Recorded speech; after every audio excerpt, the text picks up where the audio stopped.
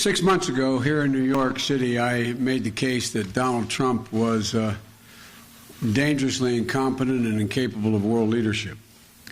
And the past few days, in the wake of the killing of the Iranian General Soleimani, I think Donald Trump has proven beyond that comment beyond dispute.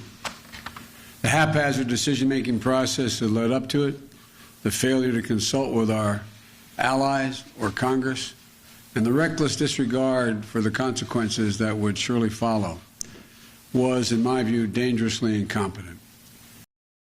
We have not heard a sober-minded explanation to reassure the American people that this decision and its consequences were thought through.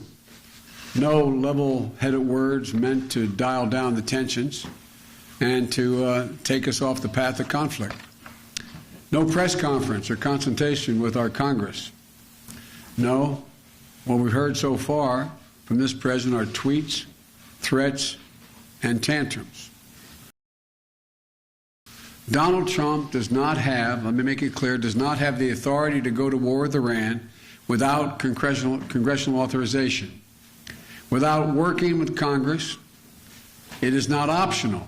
It is not an optional part of his job. Mr. President, you have to explain your decision and your strategy to the American people.